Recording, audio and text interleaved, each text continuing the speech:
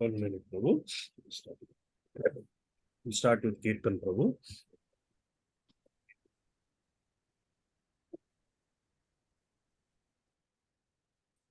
Nana Sumi?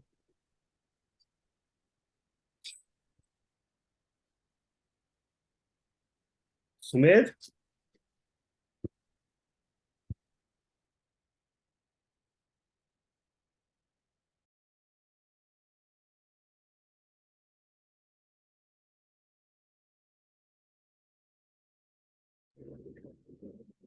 Jai Radha Madhava Kunja Bihari Gopi Jana Vallabha Girivaradhari Jai Radha Madhava Kunja Bihari Gopi Jana Vallabha Girivaradhari Yashoda Nandana Vrajajana Ranjanam Yamuna Tiravanachari Yashodanandana Vrajajana Ranjana Yamuna Tiravanachari Jai Radha Madhava Bihari Gopijana Vallabha Girivaradhari Jai Radha Madhava Kunja Vihari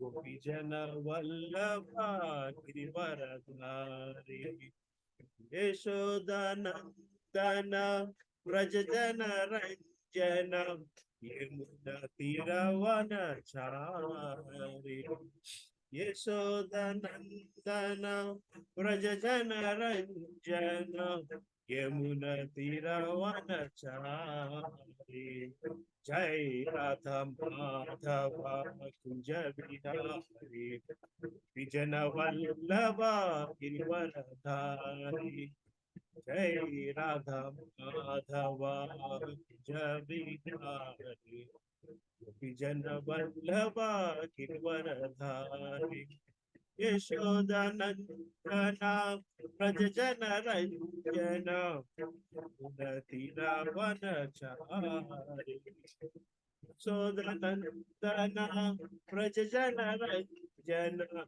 Yamuna Tiravanachari Jai Radha Madhava Javihari Jana Vallabha Girivaradhari Yashodanandana Vrajajana Ranjana Yamuna Tiravanachari Hare Krishna,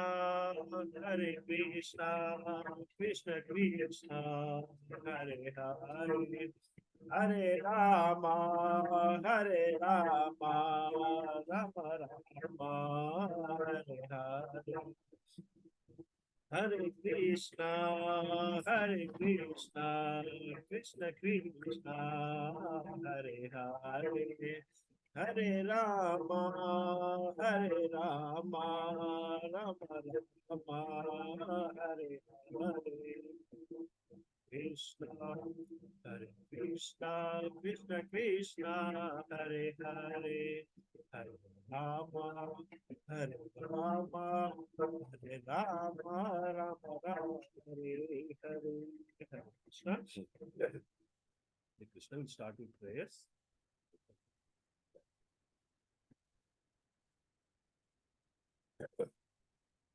Join me with prayers. Om Ajnanatimirandasya Jnananjanasalakaya Chakshuronmilitam Yena Tasmai Shri Gurave Namaha Shri Chaitanya Manobhishtam Sthapitam Yena Bhutale Swayam Rupa Kada Mahyam Dadati Swapadantikam Vandeham Shri Guru Shri Yuta Padakamalam Shri Guru Vaishnavancha Shri Rupam Sagrajatam Sahagana Raghunatanvitam Tam Sajivam साद्वैतं सावधूतं परिजना सहितं कृष्ण चैतन्य देवं श्री राधा कृष्ण पदान्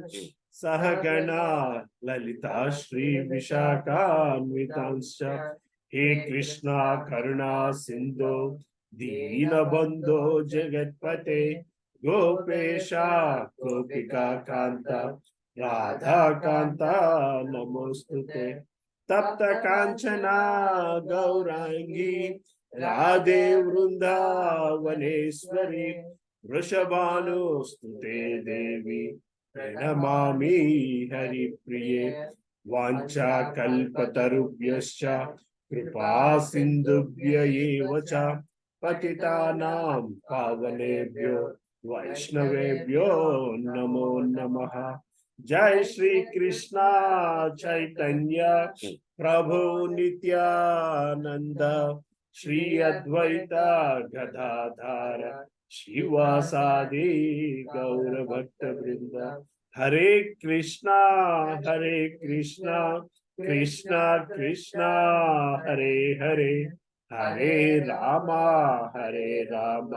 राम राम हरे हरे।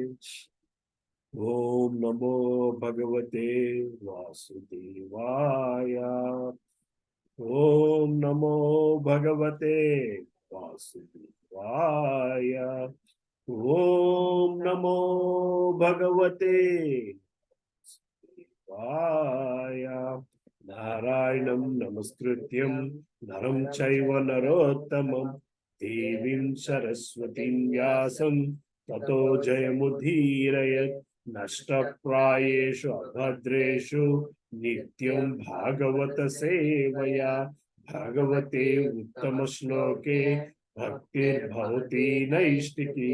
कृष्णाय वासुदेवाय देवकी नंदनाय च नन्दगोपकुमाराय गोविन्दाय नमो नमः। नमो महावधन्याय कृष्ण प्रेम प्रदायते कृष्णाय कृष्ण चैतन्य नामिने गौरत्विषे नमः। नमः पंकजनाभाय नमः पंकजमालिने नमः पंकजनेत्राय नमस्ते पंकजांग्रये। नमो ब्रह्मण्याय देवाय गो ब्राह्मणाय हिताय च जगद्हिताय कृष्णाय गोविन्दाय नमो नमः। नमो ओं विष्णुपदाय कृष्णपृष्ठाय भूतले श्रीमते भक्ति वेदांता स्वामी निति नामिने। नमस्ते सारस्वती देवे गौरवाणी प्रचारिणे निर्विशेष शून्यवादी पाश्चात्य देशतारिणे चैतन्य प्रभो नित्यानंद श्री अद्वैत गदाधारा श्रीवासादि गौर भक्त वृंद। हरे कृष्णा कृष्णा कृष्णा हरे हरे हरे राम राम राम हरे हरे। हरे कृष्णा। युग शिक्षाश्रम प्रेयर्स फॉर टुमारो। दर्पणमार्जनं भवमहाधवग्निर्वापनं श्रेयकैरवचन्द्रिका वितरणं विद्यावधुजीवनम् आनन्दाम्बुधिवर्धनं प्रतिपदं पूर्णामृतस्वादनं सर्वात्मा स्नपनं परं विजयते श्रीकृष्ण संकीर्तनम्। नाम नामकारी बहुधा निज सर्वशक्तिः तत्रारिपिता निमित स्मरणेन कालात् एतादृशी तव कृपा भगवान् ममापि दुर्दैवमीदृशं निजजनानुरागः तृणादपि सुनीचेन तरोरपि सहिष्णुना अमहनीना मानदेना कीर्तनीया सदा हरि। न धनं न जनं न सुन्दरीं कवितां वा जगदीश कामये मम जन्मनि जन्मनीश्वरे भवतद्भक्तिरहैतुकी त्वयि धनुज किङ्करं पतितामां विषमे भवामृगम् कृपया तव पादपङ्कजस्थितधूलिसदृशं विचिन्तय नयनं गलदश्रुधारया वदनं गद्गदरुदायगिरा पुलकैर्निचितं वपुः कदा तव नामग्रहणे भविष्यति युगायितं निमेषेण चक्षुषा प्रवशायितम् सूर्यायितं जगत्सर्वं गोविन्दविरहणे आश्लिष्य वा पादरतं किलस्तु माम् आदर्शनान् मन्महतं करोतु वा यथा तथा वा विदधातु लम्पतो मत्प्राणनादस्तु स एव नाकर हरे कृष्णा कृष्णा कृष्णा हरे हरे हरे राम राम राम हरे हरे कृष्णा कृष्णा कृष्णा हरे हरे हरे राम राम हरे हरे हरे कृष्णा कृष्णा कृष्णा हरे हरे हरे राम राम हरे हरे करोति वाचनं पुण्यनवैद्यमुक्तिपातमः वन्दे परमानन्दमाधवं हरे कृष्ण कृष्ण कृष्ण हरे Krishna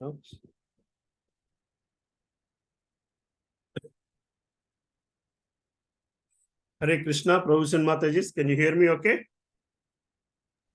Yes, we can. Hare Krishna, Padma Mataji. Hare Krishna. Hare Krishna, Prabhuji. Dandavat pranam. Mataji, Dandavat pranam, Mataji. Hare Krishna, Prabhu, Dandavat pranam. Hare Krishna, Ma Vanilla Mataji. How are you? Hare Krishna, Prabhu, Dandavat pranam. Hare Krishna, Prabhuji. Hare Krishna, Prabhu, Dandavat pranam. Hare Krishna, Praveen Prabhu. Hare Krishna, Prabhu, Dandavat pranam. Hare Krishna, Satyadev Prabhu. Hare Krishna. So, where are we? We are going to start. Which chapter, Prabhu, is? 31. Canto 3, 31. Right? Canto 3. Yeah. So, Canto 3, 31. Canto 3, 30th chapter. Leelan Prabhu did on the Ekadashi day. So, on the 30th chapter, what did we learn, Prabhu? Does anybody wants to do a little bit of recap of 30? So, what's the 30th chapter?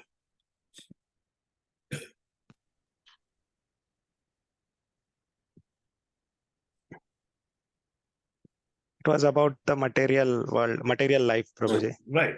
The description of Lord Kapila of adverse fruitive activities. So, on the 30th chapter, we talked about the death and then the movement to hellish planets and so on and so forth. Right? And the 31st chapter, here, Kapila Muni speaks about the birth again. So, the cycle again starts, like the birth and death cycle. So even before starting the class, I want to ask one small question. How do we want to define the word karma? Who wants to define the word karma?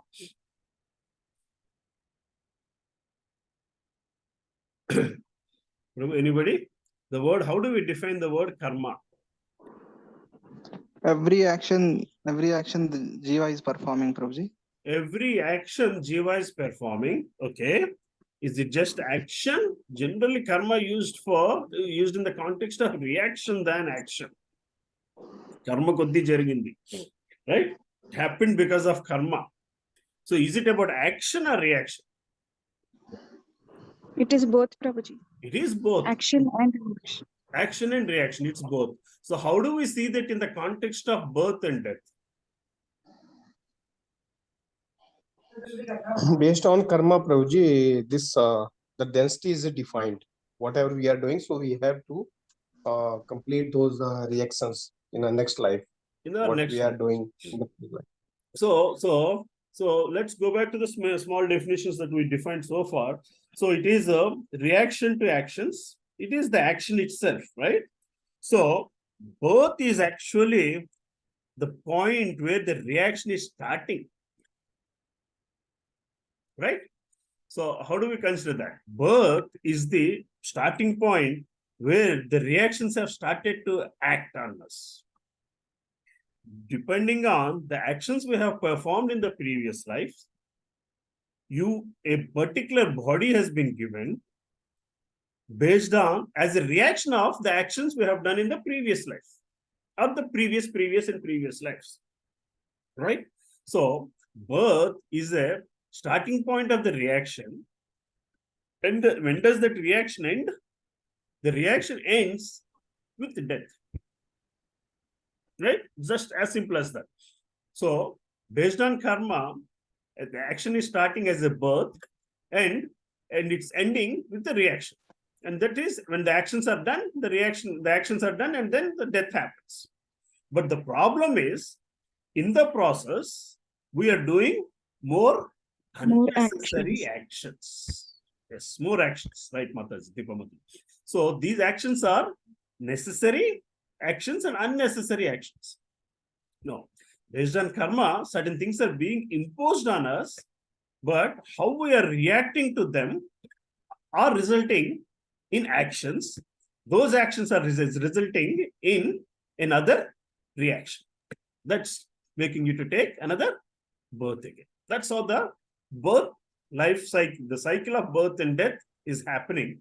So the goal of life is to skip the cycle. That's as simple as said, right? Just as simple as said. Just if you skip the cycle, you don't have to go through this, a phase to take the reactions again, or a phase of birth again, basically, right? Is that very simple? The logic is simple, right? Yes or no? Yes, Prabhuji. Yeah. Then where is the difficulty? Then where is the difficulty?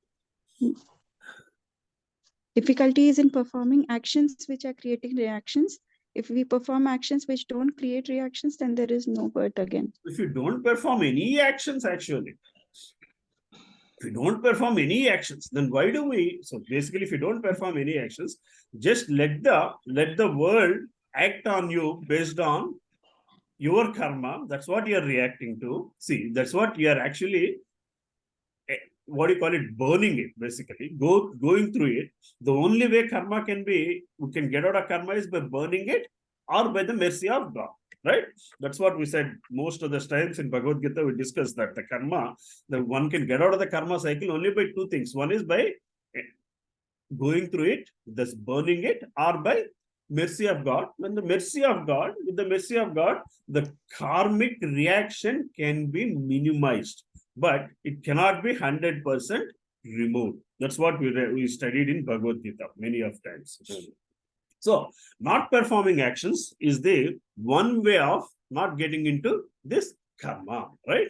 But then why are we not able to do it? We all know it. We are all saying it's the simplest procedure, but then why are we not able to do it? Because lack of Krishna consciousness, Prabhuji. If you do a karma, then we will not entangled in this situation. Why are we not having? What is the lack? Why is that lack coming, basically? Prabhuji, it is impossible not to perform any action, Right. because we have Gyanendriyas, we have Karmendriyas. We constantly will perform some action, but if it is in Krishna consciousness, if we have the consciousness that the actions are as a service to Krishna, then it becomes a karma. But Yes. otherwise, every action that we take, even if we are breathing or whatever we are doing, everything is an action. Right. So there is we all know the 24 elements and how they function, right? That's the fundamental and the fundamentals for life. So the 24 elements, the gross body, the subtle body, the outermost layer of living entity is the gross body, and then comes the subtle body, then the 20 elements of gross body, 3 elements of subtle body, and then you have what do you call the Prakriti, the Triguna, and then this is all is being protected. The soul is being protected with these 24 elements, or can I say protected or guided, or there are these 24 elements are there at the disposal of the soul in its journey. They're there for at the disposal of the soul in its journey.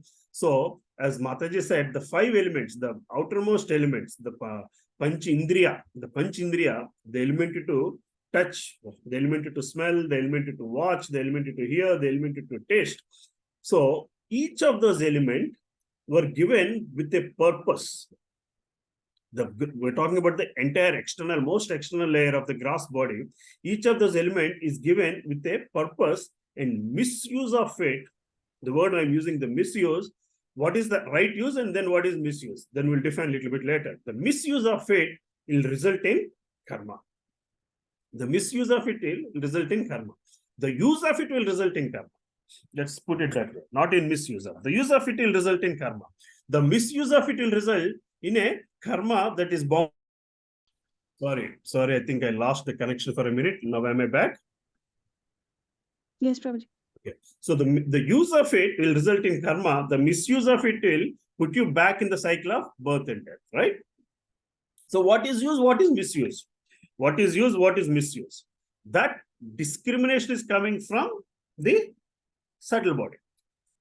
The desire, if it listens to the subtle body, the mind, if it listens back to the intelligence to judge its usage, whether should I do it like this or like that, that kind of judgment always happens when the desire submits it to the mind. The mind submits it to the intelligence.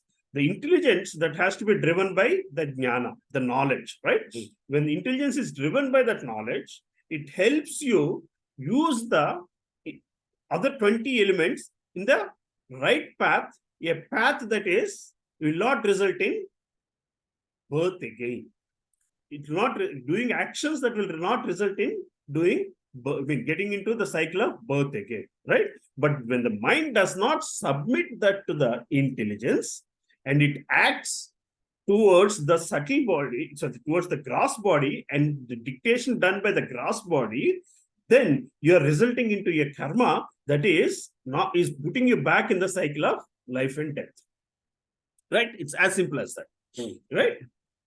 So here in this chapter particularly, Kapil Muni explains that particular life cycle, the cycle of how a soul is transferred into a human male semen, and then it enters into a female body, and then the cycle of birth, the point from that 0 to birth, basically, from the time of conceivement to birth, basically, the 9 months, basically.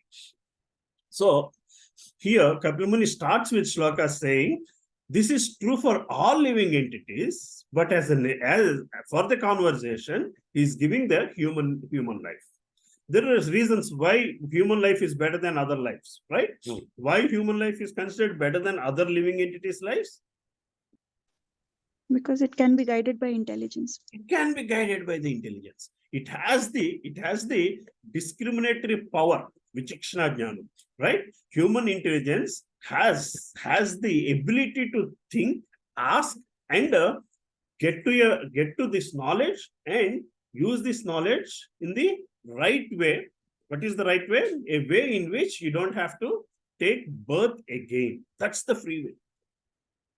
Misuse of free will is the most dangerous thing in life. Misuse of free will is the most dangerous thing in life. So this is at a very high level conceptually we're talking about. This is something each one of us on daily basis, on hourly basis, will have to question, am I misusing any of these things?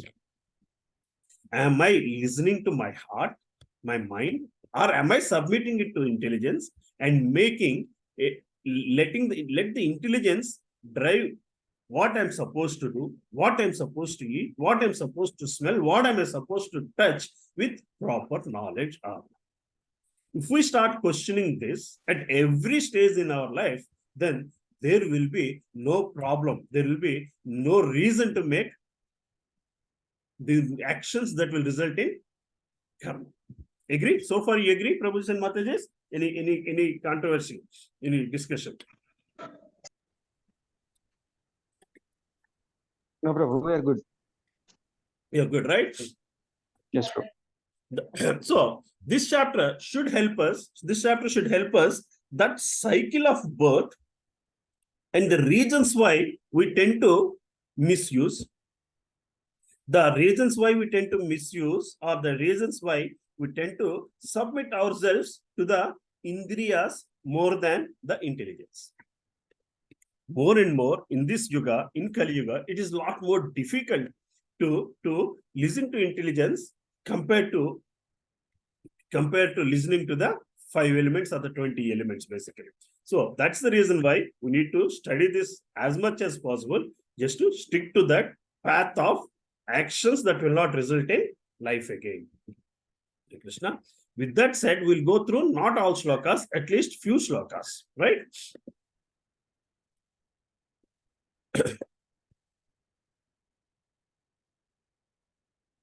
So we'll go through some of the what do you call it? Shloka translations. The personality of Godhead said, under the supervision of Supreme Lord, and according to the result of his work, the living entity, the soul is made to enter into womb of a woman through the particle of male semen to assume a particular type of body. On the first night, the sperm or the worm mix, and on the 5th night, the mixer ferments into a bubble. On the 10th night, it develops into a foam like a plum, and after that, it gradually turns into a lump of flesh or an egg, as the case may be. Prabhuji and Matajis, this is every one of our journey. Every one of us have gone through this journey.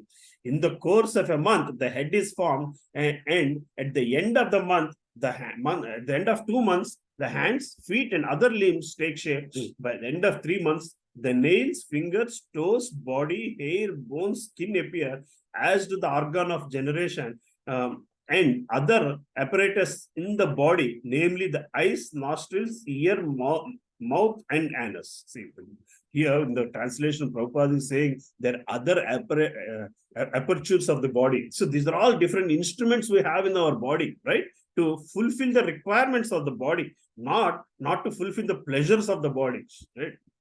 Within 4 months from the date of conception, the 7 essential ingredients of the body, namely child, blood, flesh, fat, bone, marrow, and semen, come into existence. At the end of 5 months, hunger and thirst makes themselves felt. At the end of 6 months, the fetus, enclosed by amnion, begins to move to the right side of the abdomen. Then in the fifth shloka is saying, deriving its nutrition from the food and drink taken by mother, the fetus grows and remains in the abominable residence of stools and urine, which is the breeding place of all kinds of worms, bitten again and again all over the body by the hungry worms in the abdomen itself. The child suffers terrible agony because of his tenderness.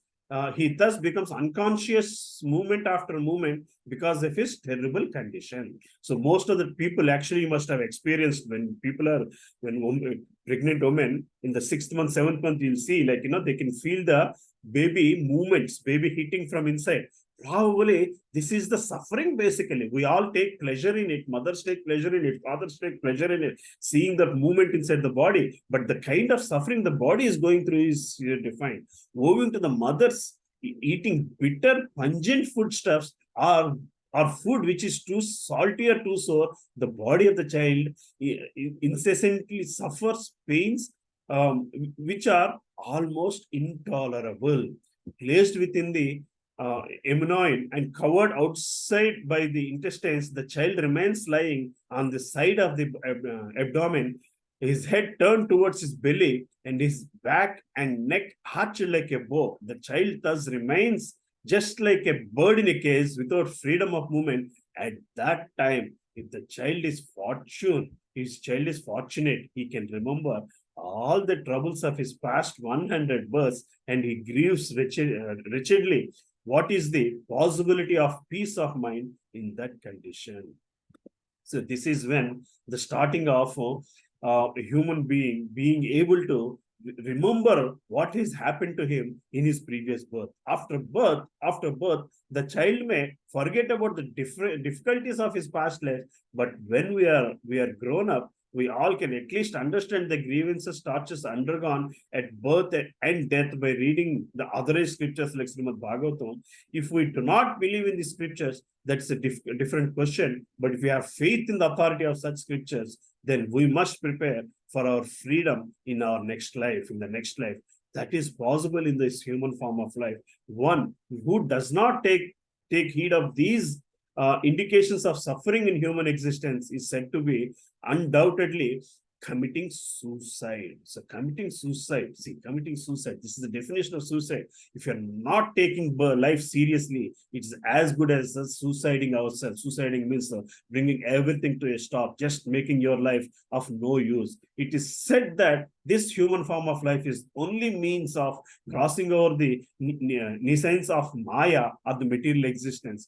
We have very efficient boat in this human form of body, and there is a very expert captain, the spiritual master.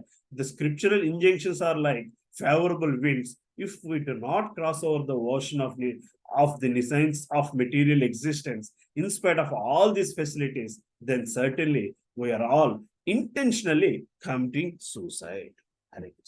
These are pretty powerful sentences, right?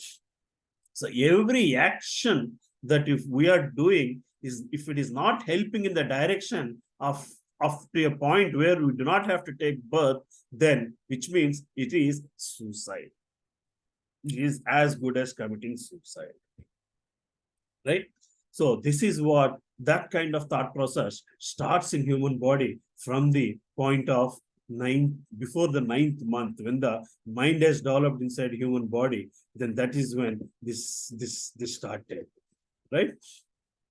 Thus endowed within the development of consciousness, and thus endowed with the development of consciousness from the 7th month after its conception, after the child is tossed downward by the aids that press the embryo during the weeks of preceding delivery, like the worms born out of same filthy abdominal cavity. He cannot remain in one place. The living entity is in this frightful condition of life, bound by 7 layers of material ingredients, prays with folded hands, appealing to the Lord who has put him in that condition. So the prayers start, but we tend to forget all of them as we get out of the body. At the end of 7th month, the child is moved by the bodily air and does not remain in one place, for the entire uterine system becomes slackened before delivery. The worms have been described here as Sodara. Sodara means born of the same mother, since the child is born from the womb of the mother, and the worms are also born in the born of the fermentation within the womb of the same mother. Under the circumstances, the child and worms are actually brothers. We are very anxious to establish universal brotherhood among human beings, but we should take into consideration that even worms are our brothers. What to speak of other living entities? Therefore, we should be concerned about all living entities. Here, a couple of things to understand. Basically, this is here. So 2 things to understand. We are no better than the rest. We think we are so great, but here Prabhupada is saying you are just a sodara to another living worm that has come out of the same womb. You have shared the same space. You have shared the same space temporarily for some time. This is the womb of the mother along with other living entities. So this should be your first lesson to understand that all living entities are of the same plane. They are living the same plane, but we think we are much better and we neglect them. It is said that when a woman is having labor pains, she promises that she will never again become pregnant and suffer from such severely painful condition. Similarly, one is undergoing some surgical operation. He promises that he will never again act in such a way as to become diseased and to have to undergo medical surgery, or when one falls into a danger, he promises that he will never again make the same mistake. Similarly, the living entity, when put into hellish conditions of life, prays to the Lord that he will never again commit sinful activities and have to be put into the womb for the repeated birth and death in the hellish condition within the womb. In the hellish condition within the womb, the living entity is very much afraid of being born again. But when he's out of the womb, when he's in full life and good health, he forgets everything and commits again and again the same sins of which he was put into that horrible condition of existence. How many of you think this all happens in our lives, right? When there is a painful incident, we pray that I'm not going to repeat it again. But when the pain is over, when you're brought back to the zero condition, we are ready to do the same act again, thinking that this time it's not going to be painful. Or our memory is so short-lived that we think it's not going to be painful again, or I can take care of the pain now, or it's not going to be painful at all. So Prabhu's and Mata's, so in the last class, Leland Prabhuji also said the same thing, right? In the previous chapter. Whenever we get into some issue, we try to get out of that issue and take shelter in that happiness and feel that we are very happy about it, right? So whatever is the condition, every living entity feels it is living in a very happy situation. So why does that happen means, because when you get into a trouble, you pull back yourself because you understand what that happy situation is, and then you stabilize there. So here two things to understand. So when you're in trouble, you pull yourself to happy situation and you consider that happy situation is permanent and you work hard to make that situation permanent at any cost. You don't want that equilibrium to be disturbed. Again, as I said, two things happening here. One, we know that you can move from a distressed situation to a happy situation, but this is all in materialistic plane. What we keep forgetting is, beyond this materialistic plane, there is an eternal happy situation which we can push ourselves into that positive axis, which then you don't have to come back to the negative point where you have to worry about things that you want to bring back to your materialistic happiness situation. Are you getting the point, Prabhu and Matajis? So that's what our endeavor should be. So we know how to pull ourselves out of a non-happy situation to happy situation, and we know ourselves how to maintain that happy situation, how to work towards that happy situation. It is just that the target of what we consider happy situation is not accurate or not actually eternally happy, that are materialistically happy. But if we aim for that, the actual happiness which we have once upon a time we have seen, but that is not felt now, because that's spiritual happiness that's beyond the materialistic happiness, which has been covered with generations of thoughts. Cheto Darpana margin. That's the sloka we sing basically.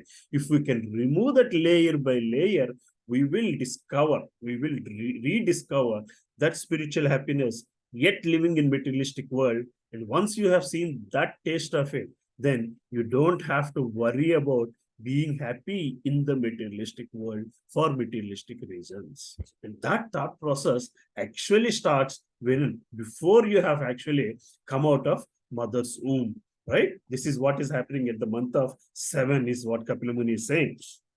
But as we get out of mother's womb, then once you get into the materialistic world because of the layers, or because of the exposure, or because of the happiness that we are getting in the materialistic world, we start settling down to materialistic world.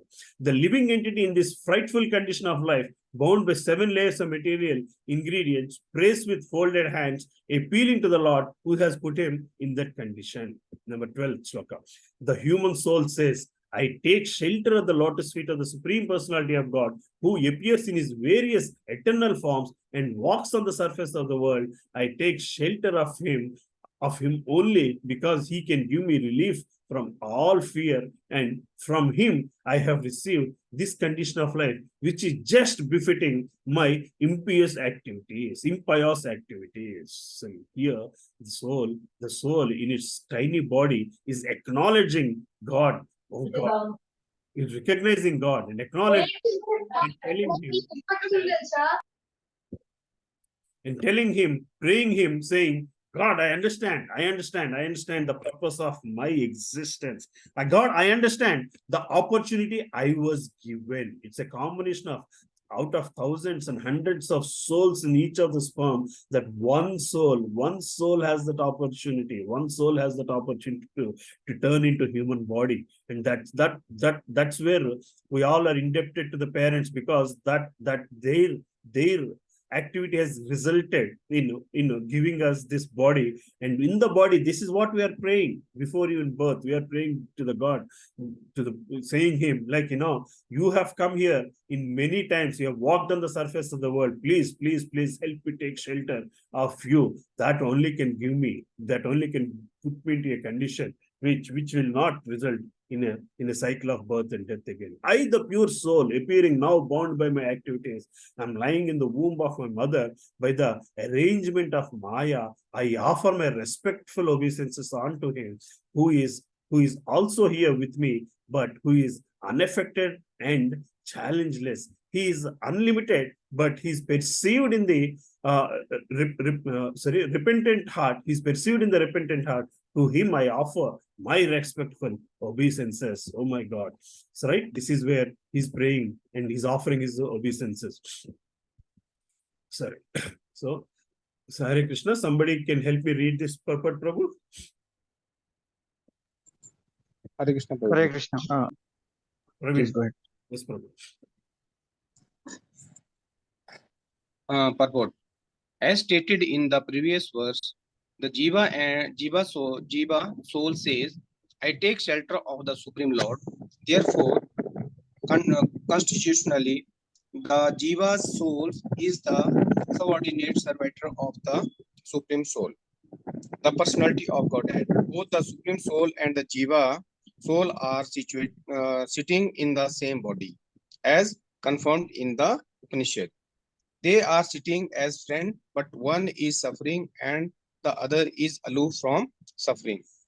In this verse, it is said,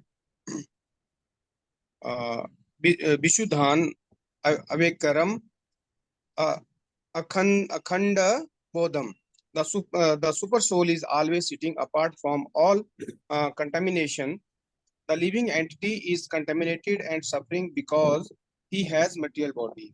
But that does not mean that because the Lord is also with him. He also has a material body. He is avikarama, changeless. He is always the same supreme. But unfortunately, the Mayavadi philosophers, because of their impure hearts, cannot understand that the supreme soul, the super soul, is different from the individual soul. It is said here, Atmatmana Hriday Vasistam. He is in the heart of every living entity, but he can be realized only by a soul who is repentant. The individual soul becomes repentant that he forgot his constitutional position, wanted to become one with the Supreme Soul, and tried his best to lord it over material nature. He has been baffled, and he at that time, super soul, or the relationship between the super soul and the individual soul, is realized.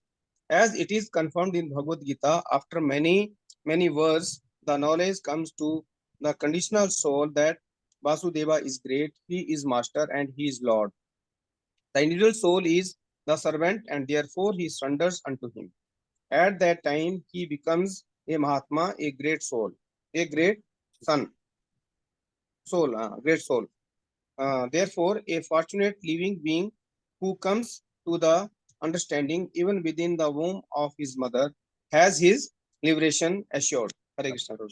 So, here, again, Prabhupada Mataji, most of the journey, the physical journey and then the spiritual journey is also pretty much common to all the living entities. So the soul in general, when it's in the mother's womb at this stage, it does the prayer, right? As said in Bhagavad Gita, Bahunam Janmanamante Jnanavan Mam Prapachite Vasudeva Sarvamita. Vasudeva is the greatest, but Samahatma Sudurlabha, such a soul is very rare, is what we say in the Bhagavad Gita, right? So, but even the such rare soul, why such a rare soul rare means because after coming out of the birth, after coming out of the womb, after getting in connection, after getting in association with the materialistic world, we lose that knowledge. We do not preserve that the same consciousness that we had at the time of birth. Here in this loka only, here Prabhupada says this is the Maya starts to act already on this body basically. It's due to that he starts to think the other way also, right? In the next sloka, we'll see in the 14th. I am separated from the Supreme Lord because of my being in this material body, which is made of 5 elements, and therefore my qualities and senses are being misused. Although I'm essentially spiritual, because the Supreme Personality of Godhead is transcendental to material nature and the living entities, transcendental to material nature and the living entities, because he's devoid of such material body and because he's always glorious in his spiritual qualities, I offer my obeisances unto him. The body, the soul inside the body before birth is making the prayers. It is understanding what's the constitutional position of the soul. It's understanding what's the constitutional position of the Supreme Personality of the Godhead. What is his nature? What is his role in the material world and his role in each and every living entity's journey. And then he's praying that you, Lord, you have come here onto the earth and helped us in many times, but still with our weaknesses, our misuse, and therefore my qualities and senses are being misused, which are, see, my body, the material body, the gross body is made of the 5 elements, and therefore my qualities and senses are being misused. The difference between living entity and Supreme Personality of Godhead is that the living entity is prone to be subjected to material nature, whereas the Supreme Godhead is always transcendental to material nature as well as to living entities. When the living entity is put into material nature, then his senses and qualities are polluted or designated. There is no possibility for Supreme Lord to become embodied by material qualities of the material senses, for he is above the influence of material nature and cannot possibly be put in the darkness of ignorance like living entities. Because of his full knowledge, he is never subjected to the influence of material nature. Material nature is always under his control, and it is therefore not possible for material nature that the material nature can control the Supreme Personality of the Godhead, but the material nature can control our living entities, but not the Supreme Personality of Godhead, right? Since the identity of the living entity is very minute, he is prone to be subjected to the material nature, but when he is freed from the material body, which is false, he attains the same spiritual nature of the Supreme Lord. At that time, there is no qualitative difference between him and the Supreme Lord. But because he is not he's quantitatively powerful as to never be put under the influence of the material nature, he is quantitatively different from the Lord. The entire process of devotional service is to purify oneself of this contamination of material nature and put oneself onto the spiritual platform, where he is qualitatively one with the Supreme Personality of Godhead. In the Vedas, it is said that the living entity is always free. Asangohi ayam purusha, asangohi ayam purusha. The living entity is liberated. His material contamination is temporary, and his actual position is that he is liberated. This liberation is achieved by Krishna consciousness, which begins from the point of surrender. Therefore, it is said here, I offer my respectful obeisances unto the Supreme Personality of the Godhead, Hare Krishna. So, the soul in its pre-human body, before taking birth, understands these conditions, and it understands that only Bhakti Yoga can bring him out of this cycle of birth and death, and the Bhakti Yoga starts with the element of surrender. Right? So that is why he's offering his respectful obeisances unto the Supreme Personality of the Godhead. even before being born. So Prabhupada Mataji is here. Prabhupada clearly differentiates what is our position when what is Supreme Personality of Godhead position, why they are not same, and how they are same, how they can be same. Right? Shall we go to the next sloka, Prabhuji? 15th sloka. The human soul further press the living entities put under the influence of material nature and continues a hard struggle for existence on the path of repeated birth and death. This conditional life is due to his forgetfulness of his relation with Supreme Personality Godhead.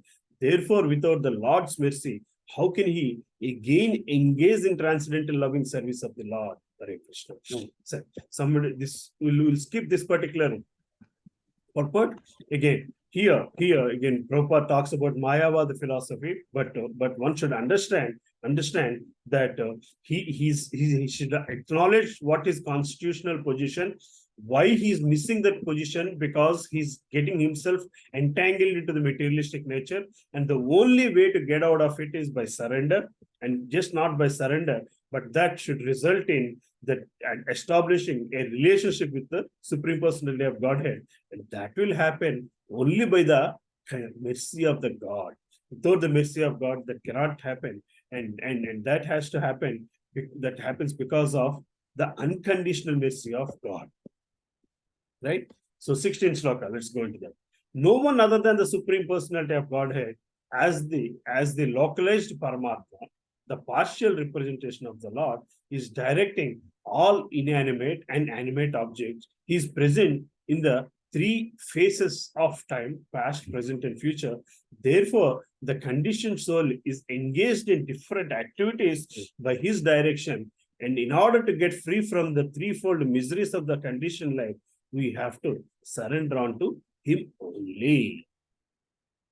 Today in life, we surrender to anything and everything other than God. Right?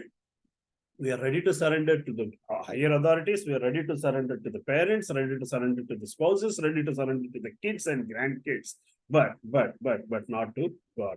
Because we see that materialistic connection, that's the Maya, power of Maya, that's not letting you see this, not letting you to surrender even to something that is beyond materialistic.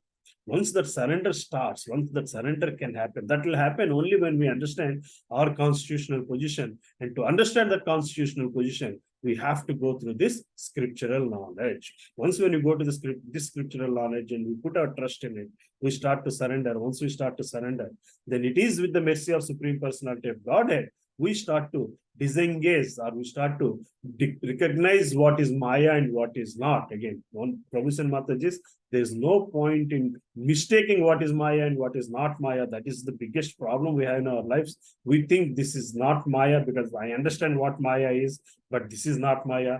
That itself is Maya. Okay, surrender has to be unconditional. Hare Krishna. So let's go to next sloka, right? 17th sloka. Fallen into a pool of blood, stool, and urine within the abdomen of his mother, his own body scorched by the mother's gastric fire, and the embodied soul, anxious to get out, counts his months and prays, "Oh my Lord, when shall I, a wretched soul, be released from this confinement?" So again, so the body, the soul inside the body gets through a couple of things. Sometimes it thinks, I do not want to get out, the world is outside is so miserable. But the physical condition inside makes it so miserable that I just want to get out of this body. Now that I understand that you are the Supreme Personality of Godhead, it's within your this thing, I have come into this state. Now I'll surrender to you and make sure that the rest of my life is spent in the proper way. He thanks for giving the opportunity and makes a commitment that he's going to spend the rest of his life in a proper way. And then he tries to come out of his body. My dear Lord, your causeless mercy, I am awakened to consciousness, although I am only 10 months old. For this causeless mercy of Supreme Personality God, the friend of all foreign souls, there is no way to express my gratitude. but pray with folded hands. As stated in Bhagavad Gita, the intelligence and forgetfulness are both supplied by the super soul sitting in the individual soul within the body. When he sees that a conditioned soul is very serious about getting out of the clutches of the material influence, the Supreme Lord gives intelligence internally as super soul and externally as the spiritual master, or as an incarnation of personality of the Godhead himself. He helps by speaking instructions such as Bhagavad Gita. Here, Prabhupada is connecting three things. One is the super soul that is guiding as a companion to every soul, to the spiritual master, that actually connects you to the personality of the Supreme Personality of the Godhead, Supreme Personality of the Godhead himself, that connects you to from Paramatma to the Bhagavan. He helps by speaking the instructions such as Bhagavad Gita. The Lord is always seeking the opportunity to reclaim the fallen souls to his abode, the kingdom of God. We should always feel very much obliged to the personality of Godhead, for he is always anxious to bring us into happy condition of the eternal life. There is no sufficient means to repay the personality of Godhead for his act of benediction. Therefore, we can simply feel gratitude and pray to the Lord with folded hands. This prayer of the child in the womb may be questioned by some atheistic people. How can a child pray in such a nice way in the womb of his mother? Everything is possible by the grace of Lord. The child is put into such a precarious condition externally, but internally he is the same, and Lord is there. By transcendental energy of Lord, everything is possible. Hare Krishna. Again, here Prabhupada is trying to take a atheistic opinion and trying to give some spiritual reason that the Supreme Personality of Godhead is Supreme Personality, is the Supreme Personality. So anything is possible to him. So let's get to the next purport, next translation. The living entity in another type of body sees only by instinct. The living entity in another type of body sees it as only by instinct. He knows only the agreeable and disagreeable sense perceptions of that particular body. But I have a body in which I can control my senses and I can understand my destination. Therefore, I offer my respectful obeisance to the Supreme Personality of Godhead, by whom I have been blessed with this body, and by whose grace I can see him within and without. So these are all different prayers that are being offered by the soul inside the body, even before birth, recognizing what it's a state of condition. Why are we reading this? Basically, it is to understand that this is the path we all took. This is the path we all took. Yet we try to forget all this stuff and move away from the message of the God, or the reason of the God, the purpose of the God. The purpose that we have taken life, is to make sure we do not have to take the birth again. That's the fundamental reason why you have taken birth. And yet we forget that and we go after, which is purely materialistic. And we enjoy ourselves as if we are going to live there forever, enjoying this materialistic world. In the 20th sloka, again, the translation. 20th sloka, the Kapil Muni says, therefore, my Lord, although I am living in a terrible condition, I do not wish to depart from my mother's abdomen to fall again into the blind well of materialistic life. Your external energy, called Deva Maya, at once captures the newly born child and immediately false identification, which is the beginning of cycle of continual birth and death begins. The soul is saying here, I know this is what it is. I'm here in a hellish condition. But the moment I come out of this, I come out into a Maya, so I don't want to go. But at the same time, I'm not able to stay here because this condition is so bad. But the only way I can come out and survive is because of your mercy. Now that I have understood, that is what my position should be. And he makes a promise. He makes a what do you call it? A determined promise that he is going to surrender unto him, serve his life in prayers of him, such that he doesn't have to live to be reborn again. But Because of the Deva Maya, it's not happening. Hare Krishna. So let us see. Let somebody read the purport, Prabhu. Hare Krishna, Prabhu. Yes, Prabhu. Hare Prasad. Krishna, Prabhu. Shall I read it, Prabhu? Yes, Prabhu. Let's read one paragraph, Prabhu. Okay. Isi Bhakti Vedanta Srila Prabhupada ki jai. Prabhupada mein Srila Prabhupada ki jai. As long as the child is within the womb of his mother, he is very precarious and horrible condition of life. But the benefit is that he revives poor consciousness of his relationship with the Supreme Lord and prays for deliverance. But once he is outside the abdomen, when a child is born, Maya or illusionary energy is so strong that he is immediately overpowered into considering his body to his self. Maya means illusion or that which is actually not. In the material world, everyone is identifying with his body. This is false egoistic consciousness of I am this body. At once develops after the child comes out of the womb.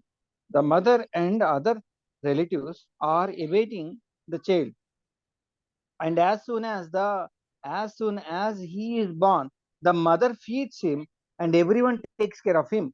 The living entity soon forgets his position and becomes entangled in bodily relationships. The entire material existence is entanglement in this bodily conception of life. Real knowledge means to develop the consciousness of I am not this body, I am spirit soul, an eternal part and parcel of Supreme Lord. Real knowledge entails renunciation or non-acceptance of this body as the self. Hare Krishna. So here, again, the power of Maya. The moment we are born, the moment a little baby is born, we start calling Chinnu Munnu. From there onwards, the false ego starts kicking in. So the kind of care that the materialistic energy, materialistic world is taking care. It's nothing that we should not take care. But it is the duty of the parents, duty of the relatives, making sure that the soul in the body has not forgotten or has not been overpowered by the Maya, but he has to constantly be reminded of that person's constitutional position, rather than helping him understand, helping his false ego. We should help his actual constitutional position, recognize his actual constitutional position. Hare Krishna. So let's go. One more person. Can somebody read the second paragraph? Hare Krishna, Prabhuji. Padma Mataji. Hare Krishna Mataji. I will read next. I will read. Mataji, you're on mute, Mataji. 1 minute, Prabhuji. Okay. I'll read.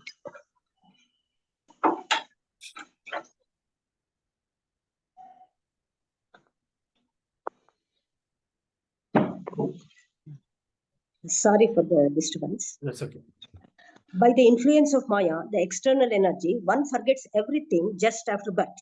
Therefore, the child is praying that he prefers to remain within the womb rather than come out. It is said that Sukadeva Goswami, on this consideration, remained for 16 years within the womb of his mother. He did not want to be entangled in false bodily identification.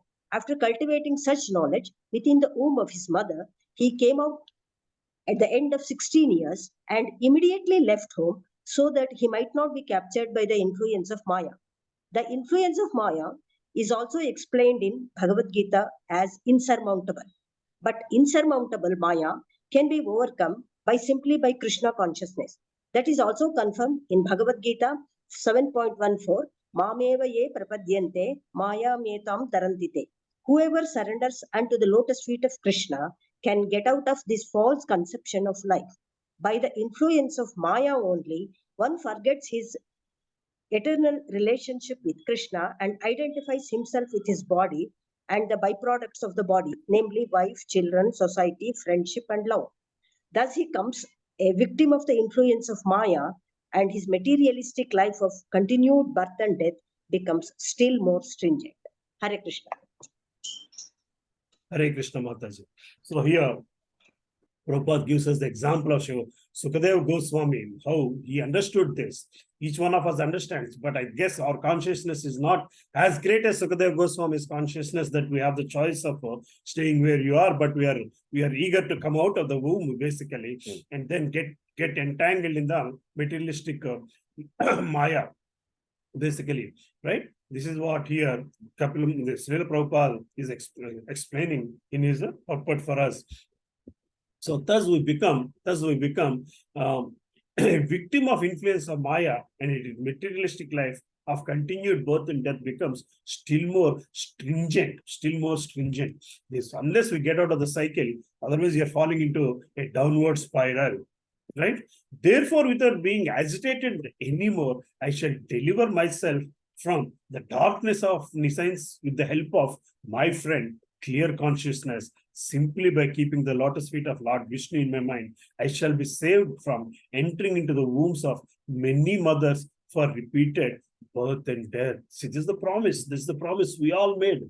A promise that an unborn child is making with the Lord, with Supreme Personality of God for Godhead. Oh God, I shall deliver myself from the darkness of this nescience with the help of my friend, the clear consciousness. Simply by keeping the lotus feet of Supreme Personality of Godhead, Lord Vishnu in my mind, I shall be saved from entering into the wombs of many mothers for repeated birth and death. Right? The liberation happens only in the human form. Just to get to the human form, based on our karmic actions, so we have to get through many wombs, and at the end you come into human form. And if you don't make use of this opportunity, then you're simply falling back into the cycle of birth and death. Again, we don't know after how many births we'll get a form of human being, and in that human form, will there be a possibility to get out of this? Will there be an opportunity to mingle with people? Will there be an opportunity to associate with the right people? So it's not just association, it is association with the right people that helps you get out of this cycle of birth and death, that helps you understand what Maya is, that helps you gain that knowledge, that helps you give you that jnana that differentiates ourselves from, that differentiates all our actions from materialistic versus spiritual. Right? Hare Krishna. So let's get on to the next section of the chapter, where Kapil Muni talks about the reasons why such things happen, the reasons of the things that happen after the body is born in the materialistic world. Lord Kapila continued, the 10-month-old living entity has these desires even while in the womb, but while he thus extols the Lord, the wind that helps parturition propels him forth with his face turned upward so that he may be born. So with all those thoughts, he is now ready to be born.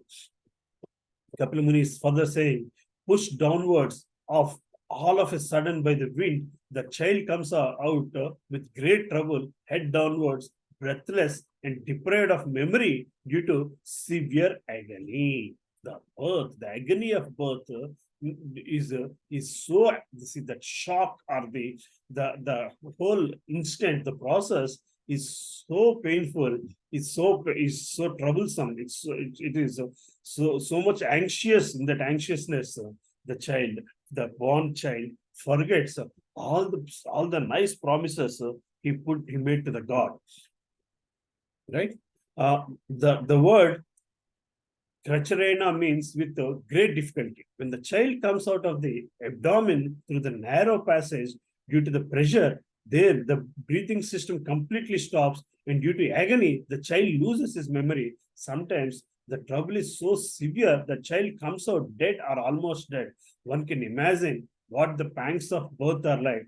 The child remains for 10 months in that horrible condition within the abdomen, and at the end of 10 months is forcefully pushed out. In Bhagavad Gita, the Lord points out that a person who is serious about advancement in spiritual consciousness should always consider the 4 pangs of birth, death, disease, and old age.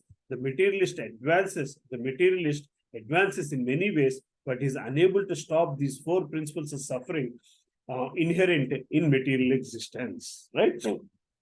We put a lot of effort in doing so many things that we consider as a materialistic success. So recently, I think one of the quotes that Maharaj Radhanaswami Maharaj put in, a person who does not understand what success means can also not understand what failure means. A person, when he misrepresents something else as success, also mistakes what failure means, basically. The failure here is not able to understand our constitutional position. The success here means to understand that constitutional position and work towards it. Professor Mataji, I want to talk about a small example.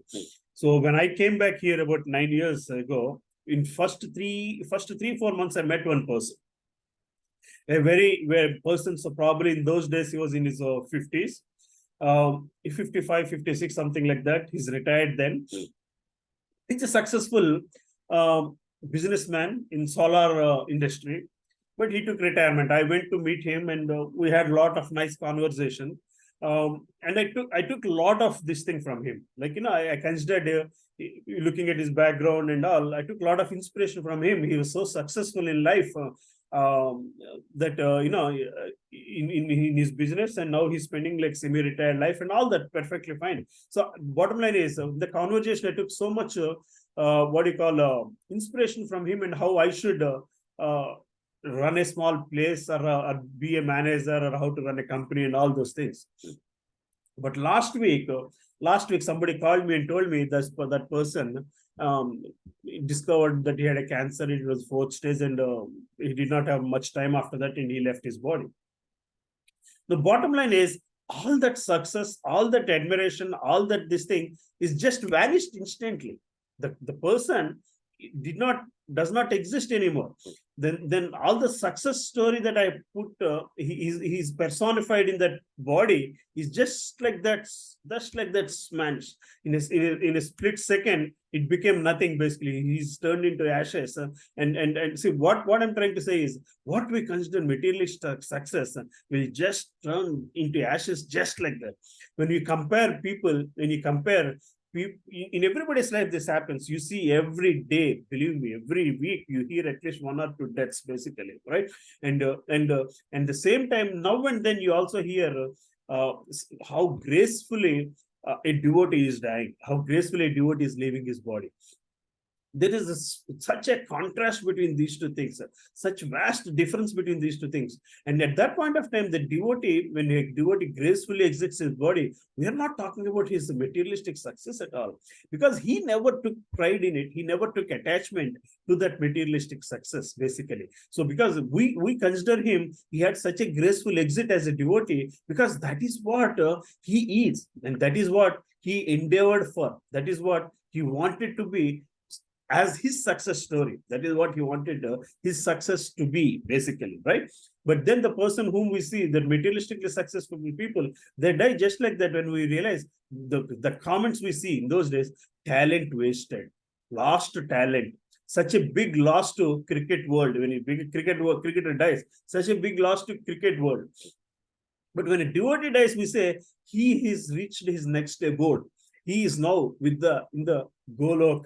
See the vast difference between the perception of people, because those people have lived to those things, basically. They have understood what that success that God wants us to live in, that so that you don't have to go through this cycle of birth and death. Right, Prabhuji and Matajis?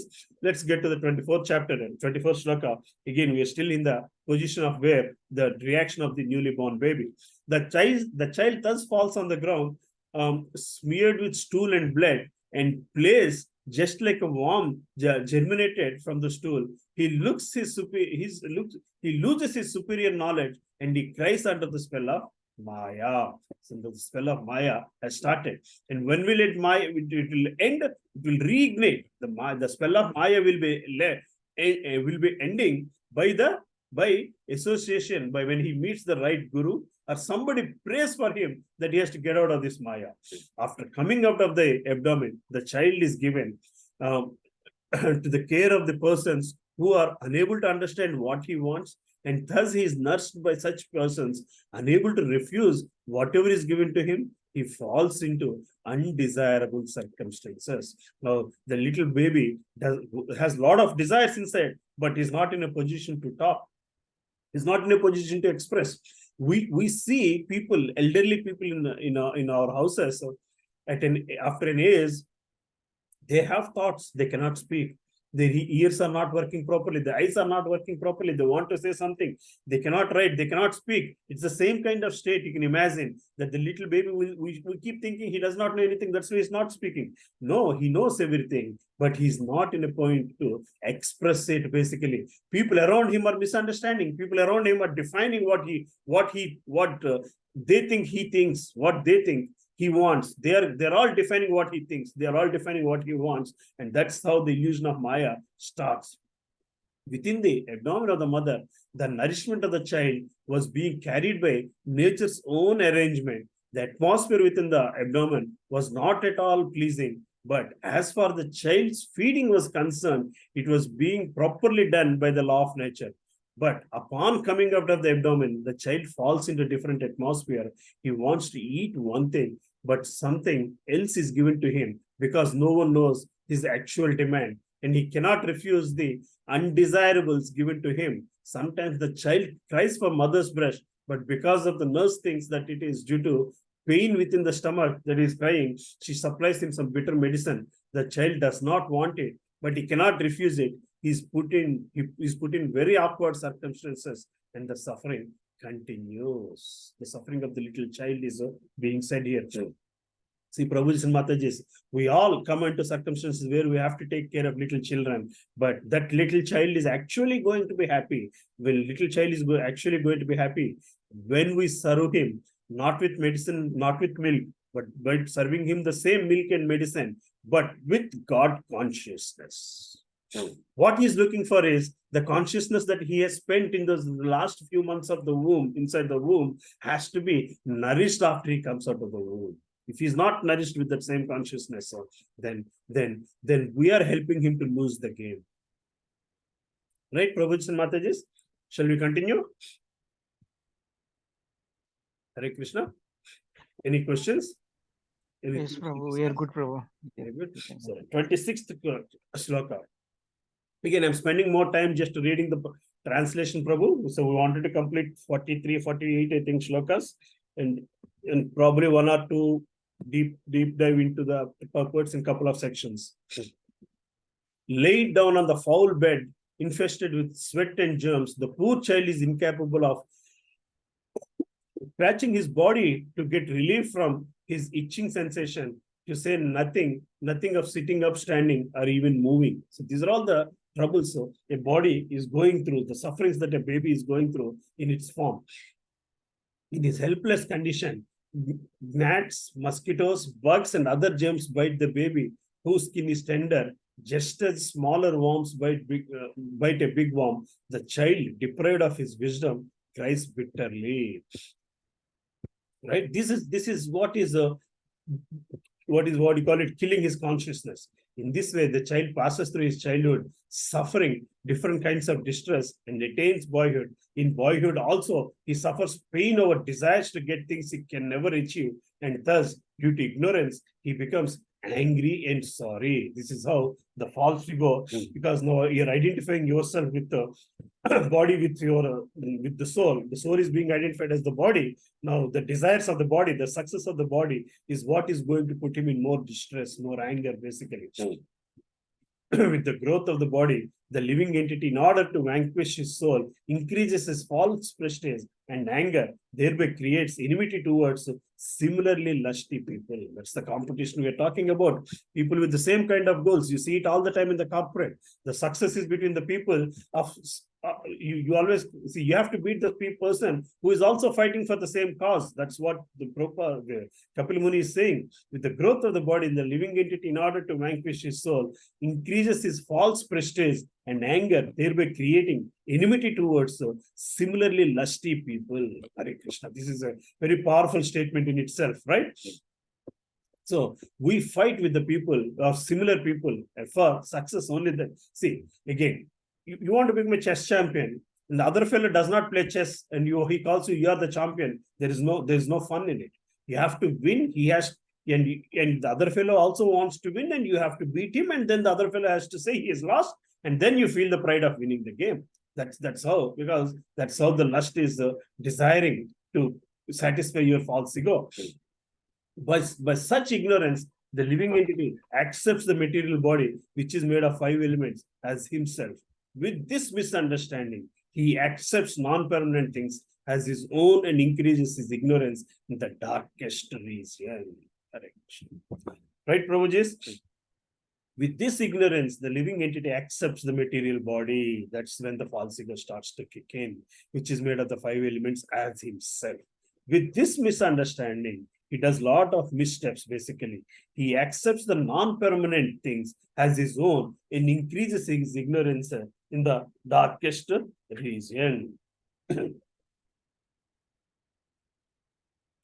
The expansion of ignorance is explained in this verse. The first ignorance is to identify one's material body, which is made of 5 elements, as the self.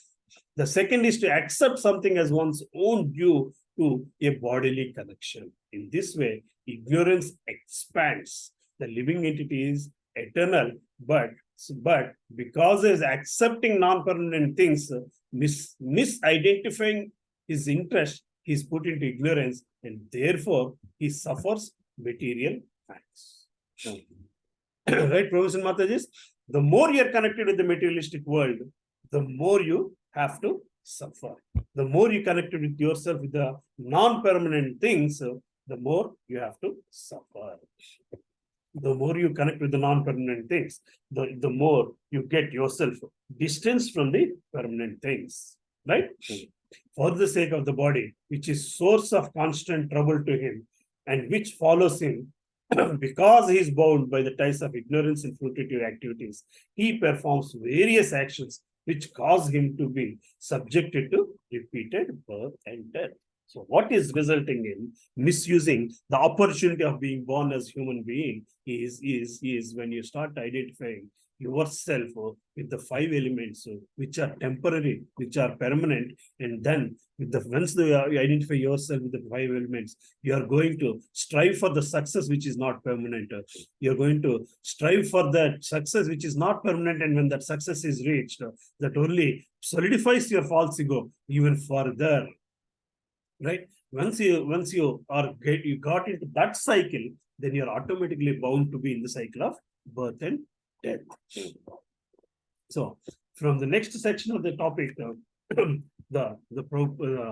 Kapila Muni explains why those things happen. That is because of the improper association, not having the proper association that guides a living entity, or it's the association that actually nourishes your misunderstanding or takes away that misunderstanding and puts you into the path of success, or the path of understanding the constitutional duty of the soul.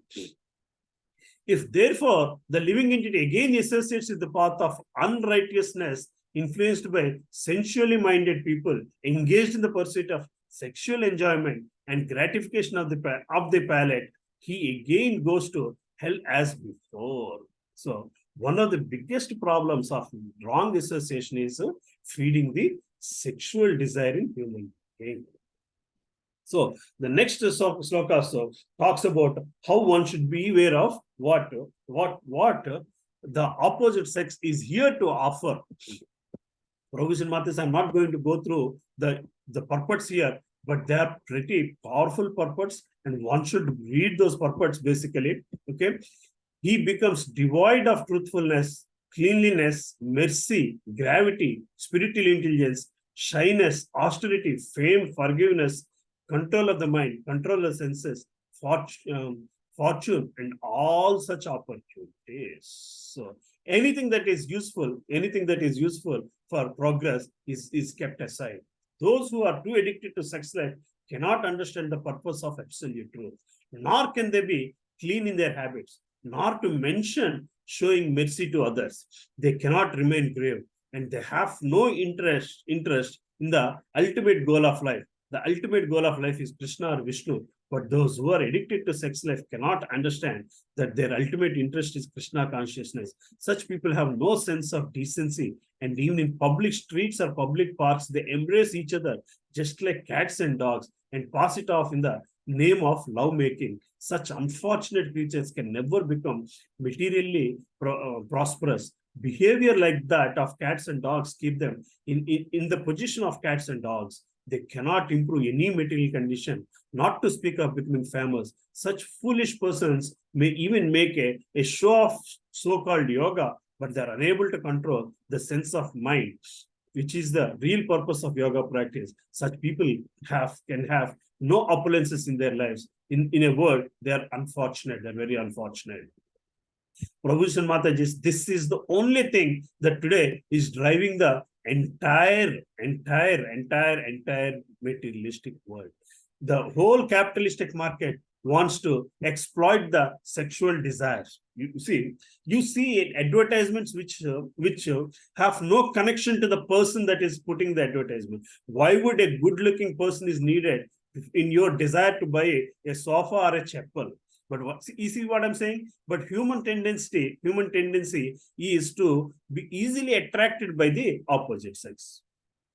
If you look and see, years ago, the advertisements used to be only for with girls, but now you are seeing even men as in the advertisements, basically as influencers for the consumer, because now you have started to see that women also have equal purchasing power and decision power in purchasing a component. So if you want to attract them, then you have to put men in advertisements, men in the sales roles, basically, right? Men in a selling position, basically, or attract them to a product by putting a bait of a good-looking person. Right, Prabhuji and Mataji, this is what is actually driving. If you look at how these scandals happen, the most rich people think I can get away with everything, and they get trapped into these kind of scandals. You'll be surprised to hear that very recently, Swedish government. I don't know how many of you heard this news. Did anybody hear this news about Swedish government and how they treat sex thing? The government has recognized sex as a sporting activity in the country. What does that mean? They have intra-school competitions, inter-school competitions, because sex is now considered as a sport. This month they have even declared international championships for sexual sports. The championships are going to start within a week's time, basically. So the public display of this, believe me, there will be hundreds of people lining for it, and then there will be qualifications, and then getting into first round, second round, third round, and all in public view. Can you imagine the world we are living in? So this is where Kattamuri is saying the association is such an important thing for spiritual progress. One should not associate with a chorus fool who is bereft of knowledge of self-realization and who is no more than a dancing dog in the hands of a woman or opposite sex, basically. The infatuation and the bondage which a cure to a man from attachment to any other object is not as complete as that resulting from the attachment to a woman or to a fellowship of men who are fond of women. Prabhuji and Mataji, even for us, Leelan Prabhu clearly says this many times, without reason. You don't have to engage a conversation with opposite sex people. Prabhuji, there's no reason to engage a conversation with Mataji. Mataji, there's no reason to engage a conversation with Prabhuji. Even though we are all in the same satsang and same association, for Maya can be so dangerous. At the sight of his own danger, at the sight of his own daughter, Brahma was bewildered by her charms and shamelessly ran up to her in the form of a stag when she took the form of a hind. So even Brahma could not control his sensory elements, and he went after his own daughter. Amongst all kinds of living entities begotten by Brahma, namely men, demigods, and animals, none but the sage Narayana is immune to the attraction of Maya in the form of a woman. We see that even in Mohini Avatar, Lord Shiva runs after Mohini. Just try to understand the mighty strength of my Maya in the shape of a woman who by the mere movement of her eyebrows can keep even the greatest conquerors of the world under her grip. We see this in the, here Prabhupada talks about Cleopatra, right? Cleopatra, who was with her just her beauty and charm, could rule the world basically. And we see this in many such cases. One who aspires to reach the culmination of yoga, and he realized and has realized his self by rendering service unto me, should never associate with an attractive woman. For such a woman is declared in scriptures to be the gateway to hell for the advancing devotee. Again, here, don't take it as something degrading woman. It only depicts the weakness of a man more than anything else. The woman created by the Lord is the representation of Maya, and one who associates with such Maya by accepting services must certainly know that this is the way of death, just like a blind well covered with grass. So this is something we should all be wary of. It's just not men, even women has to be wary of such things these days. This is the reason why we are seeing all this love jihad and everything. Basically, they're all tapping at that one weakness in human beings. A living entity who, as a result of attachment to a woman in his previous life, has been endowed with the form of a woman, foolishly looks upon Maya in the form of a man, her husband, as the bestower of wealth, progeny, house, and other material assets. When a woman dies in appreciation to the man, she will be born as a man, and a man, when he dies in appreciation to woman, he will be born. That soul will be born in the form of a woman. That's what the whole purpose is explaining. Again, so are we not supposed to serve each other? Yes, you are supposed to serve each other, but not with a lustic attachment, but with the purpose of serving each other should result in serving together, serving the Lord together, basically. You see in a lot of TV shows and all these things, even in nowadays, not even in TV shows, you see in the engagement parties, wedding parties, not only the boy and the girl, but all the guests, in pairs, they're supposed to come to the dais and do some stupid acts and tell that, I love you, and all this stuff, basically. It's not important whether you tell your husband and you tell your spouse whether you love or not. But see, more important, you and your spouse together are able to love the Supreme Personality of His Godhead. Otherwise, you have ruined yourself and you have ruined your family also. A woman, therefore, should consider her husband, her house, and her children to be the arrangement of external energy of the Lord for her death, just as the sweet singing of the hunter in the depth of the day. So if you are not having the right perception, this is what a woman should consider. Once a woman starts to consider that, then she will start to question herself what's her constitutional position is. Then she sees that the same house, the same children, the same husband, the same wife are arrangement of not the materialistic world, but an arrangement coming from the spiritual world for helping her to move to spiritual world, basically. Right?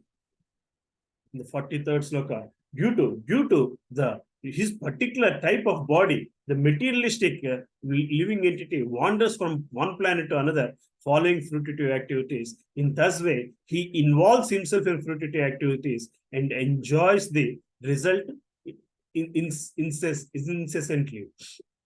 Hare Krishna, this section, again, here, we have to understand birth and life and beyond it. The last section talks about the purpose of life, actually, which is to recognize the constitutional position and move in that direction. Let's start reading few purports from this section. Hare Krishna, can somebody help me with read this purport? Hare Krishna. Hare Krishna, Prabhupada. Hare Krishna. Okay. With the living entity, when the living entity is encased in the material body, he is called Jiva Bhuta. And when he is free from the material body, he is called Brahma Bhuta. Okay. By changing his material body, okay, birth after birth, he travels not only in the different species of life, but also from one planet to another. Lord Chaitanya says that the living entities bound up by fruitive activities are wandering in this way throughout the whole universe. And by if some chance or by a pious activities, they get in touch with the bona fide spiritual master. By the grace of Krishna, then they get the seed of devotional service. After getting the seed, if one sows it with his heart and pours water on it by hearing and chanting, the seed grows into a big plant, and there are fruits and flowers which the living entity can enjoy even in this material world. This is called Brahma Bhuta stage. In his in designated condition, a living entity is called materialistic. And upon being freed from all designations, when he is fully Krishna conscious, engaged in devotional service, he called liberated. Is Unless one gets the opportunity to associate with the bona fide spiritual master, by the grace of Lord, there is no possibility of one's liberation from the cycle of birth and death in the different species of life and through the different grades of planets. Hare Krishna. Hare Krishna, Prabhuji. So, due to his particular type of body, the materialistic living entity wanders from one planet to another, following fruitive activities. In this way, he involves himself in fruitive activities and enjoys the results incessantly. But the only way to get out of the cycle is when he comes across a real spiritual master, this real spiritual master that actually helps him to liberate, helps him understand his constant position, helps him and puts him in the devotional service, and that alone, with the knowledge that the knowledge helps you to understand that only getting into devotional service is what is going to put you in take you out of the cycle of birth and death. And with that knowledge, when that knowledge is put in by a guru, one gets out of this life of cycle of birth and death. Otherwise, we are just entangled ourselves in the materialistic world. In this way, the living entity gets a suitable body with a material mind and senses according to his fruitive activities. When the reaction of his particular activity comes to an end, that end is called death. And when a particular type of reaction begins, that beginning is called birth. So this is how birth and death happens. And this is how the things in between death and birth happens. This is how the things between birth and death happens. So the cycle of, we have seen the journey in the previous chapter, we talked about the hellish planets. So in this chapter, we have seen the cycle between death and birth. And what is defining the cycle is actually whatever actions you have done in your previous cycles. Right? So we talked about death to birth, and then birth to death. From time immemorial, the living entity travels in different species of life and different planets, almost perpetually. This process is explained in Bhagavad Gita. Brahmayan Sarvabhutani.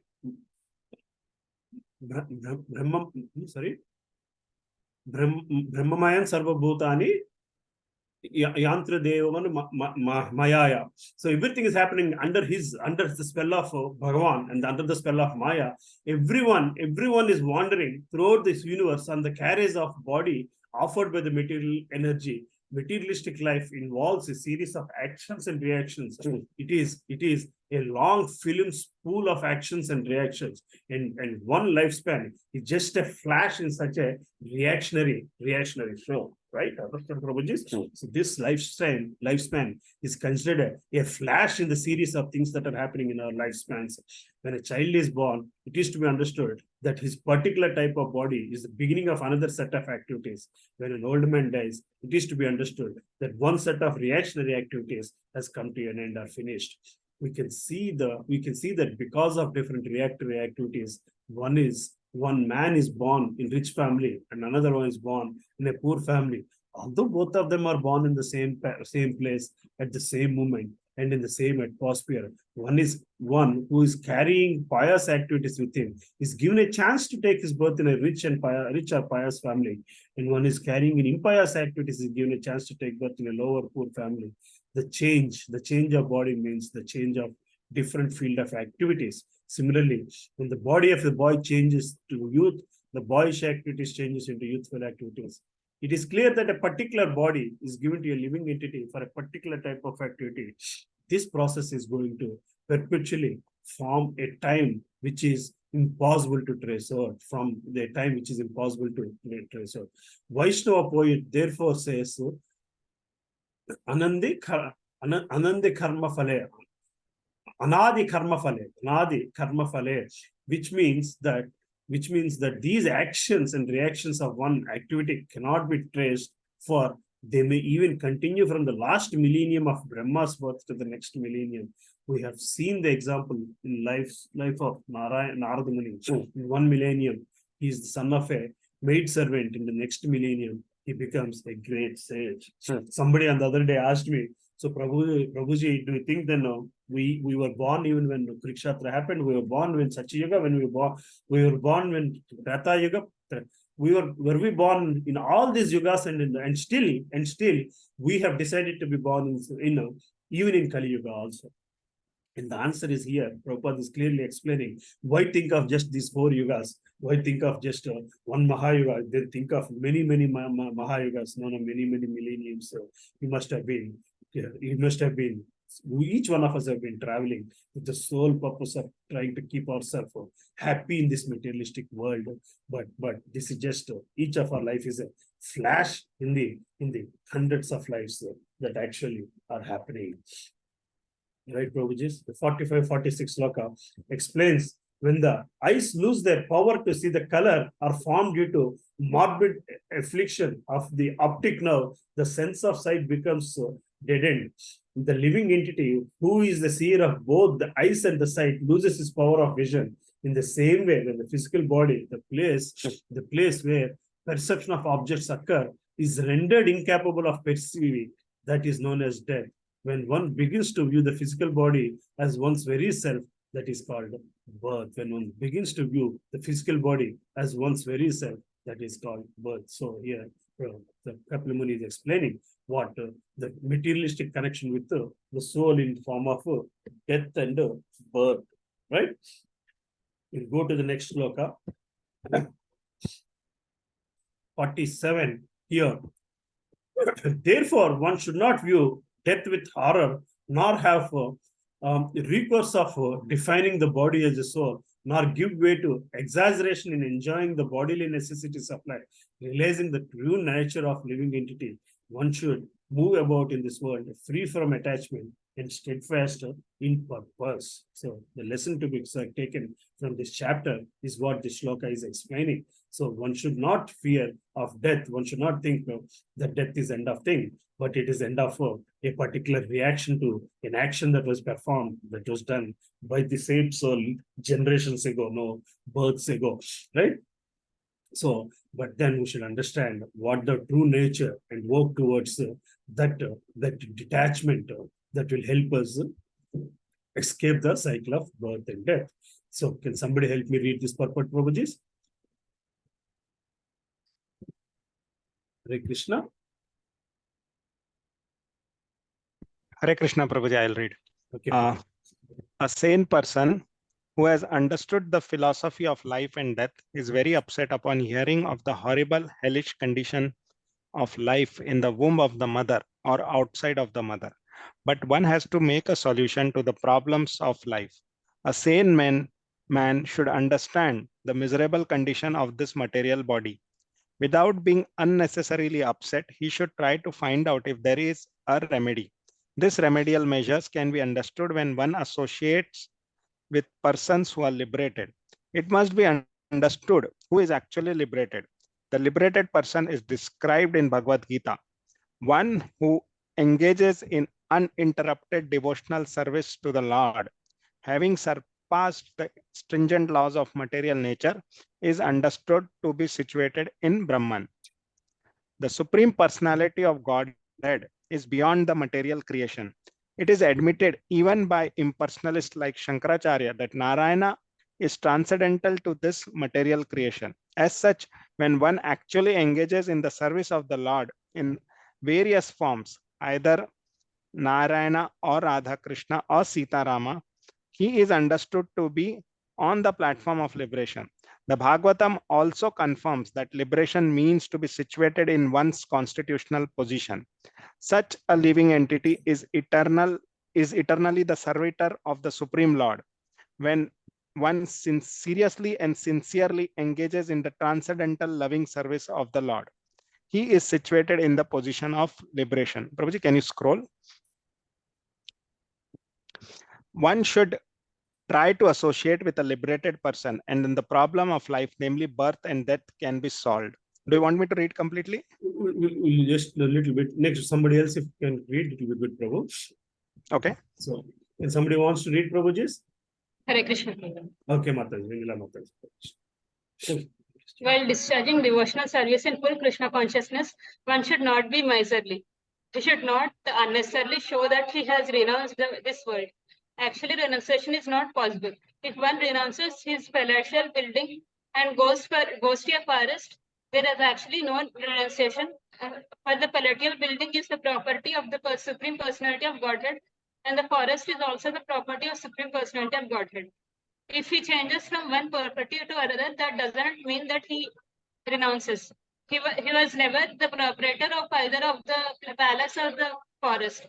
Renunciation necessitates renouncing the false understanding that one can lord it over material nature. When one renounces his false attitude and renounces the position that he is also God, that is real renunciation. Otherwise, there is no meaning of renunciation. Rupa Goswami advises that if one renounces anything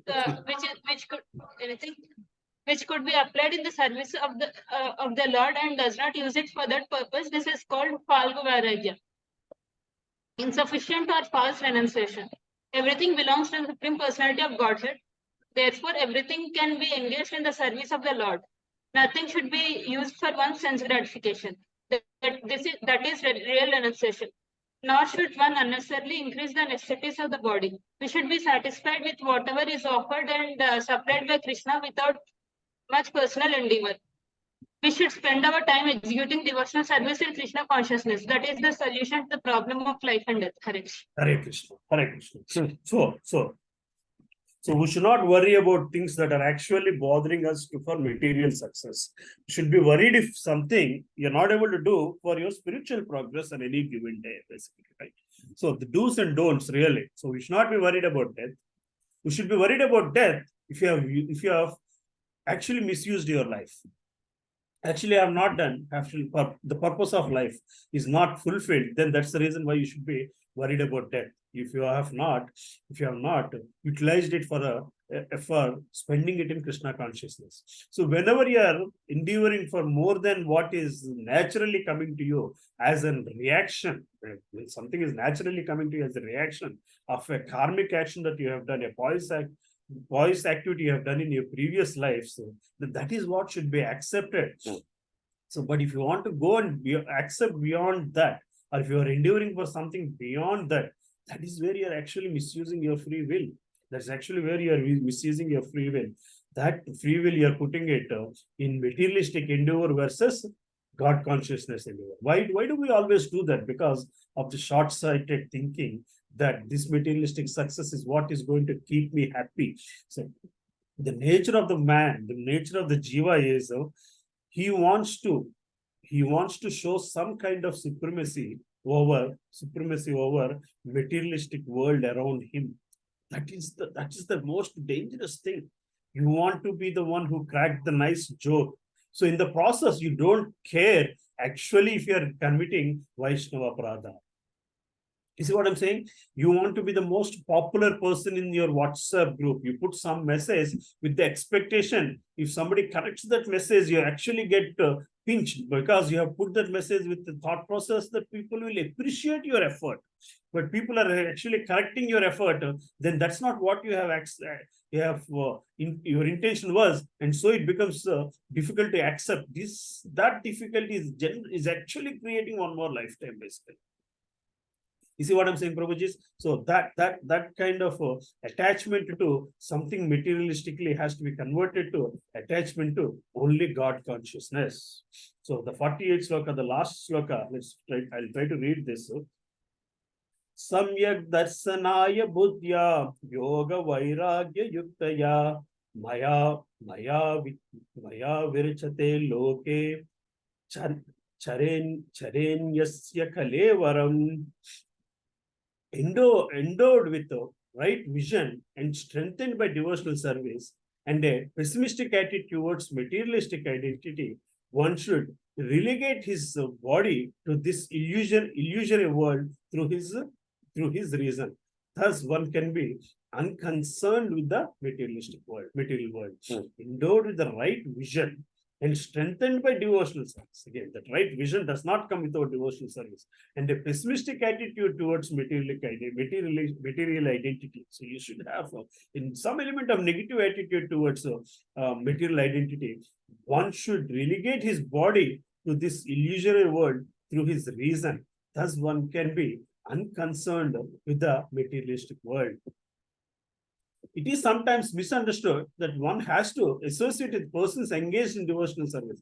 It's sometimes misunderstood that if one has to associate with persons engaged in devotional service, he will not be able to solve the economic problem. To answer this argument, it is described here that one has to associate with liberated persons, not directly physically, but by understanding through philosophy and logic the problems of life. You see what I'm, Prabhuji?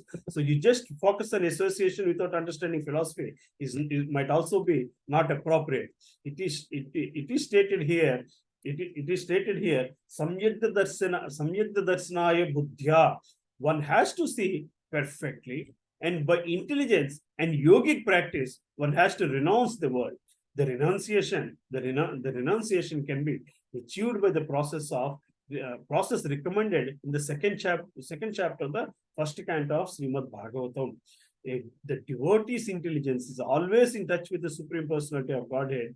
His attitude towards the material existence is one of the detachments. His attitude towards the material existence is one of the detachments, for he knows perfectly well that this material world is a creation of illusionary energy.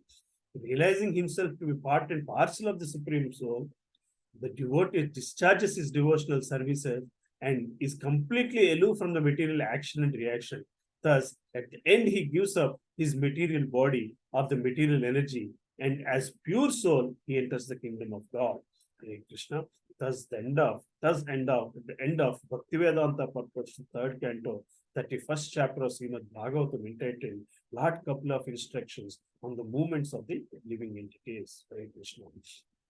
Prabhuji Mataji. So this chapter is one of the important chapters in understanding the birth, the cycle of birth, the cycle of birth that actually that is actually resulting in the living, and the living that is resulting in doing actions that is resulting in another cycle of birth again, basically. So it ties together how birth and death are related, basically, right?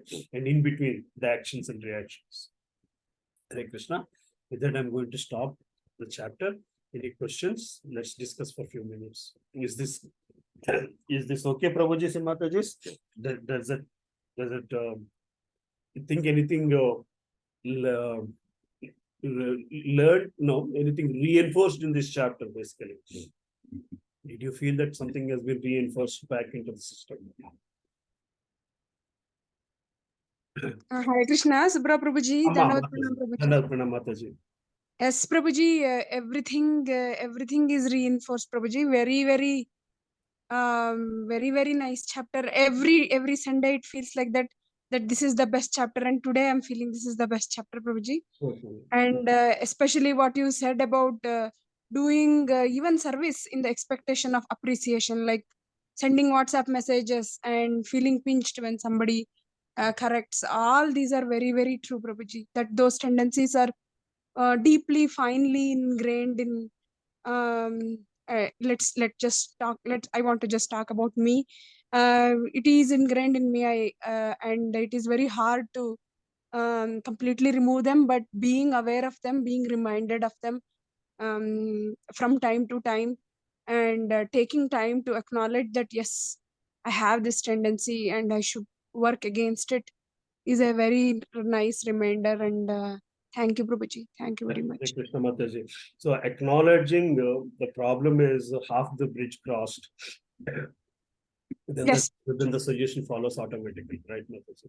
Yes, But Prabhuji. it is, I mean, I'm not trying to put it to any specific person here, Mataji, but that is the human tendency. It happens in corporate world. You send out an email with the element of appreciation, you get 4 memos on top of it, basically.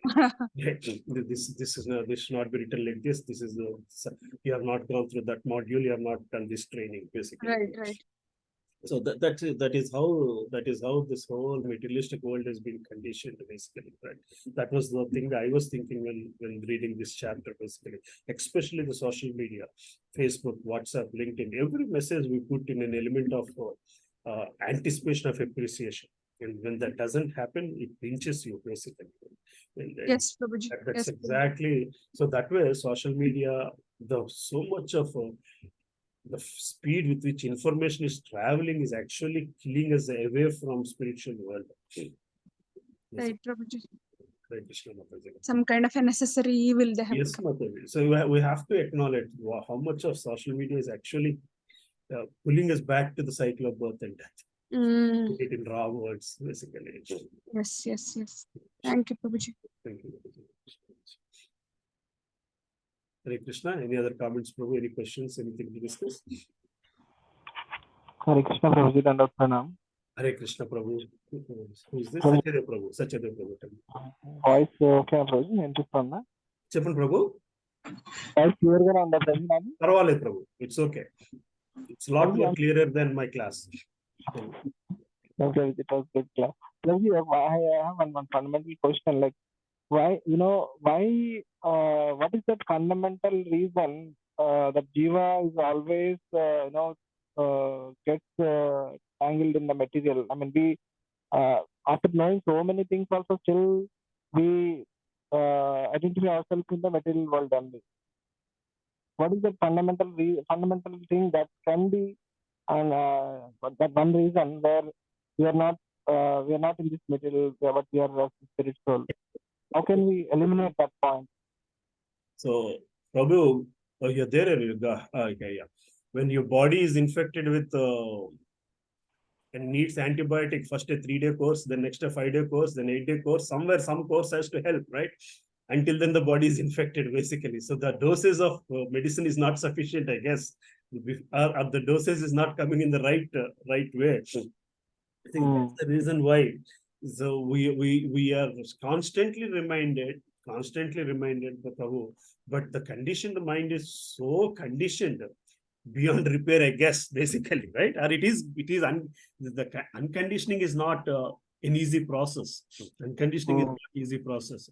For that reason, you have to have the right association, the right knowledge, the right practice, the right sadhana. So, see, Prabhu, in normal world also, to be successful, lot of things have to align. To fail, only one thing has to go wrong.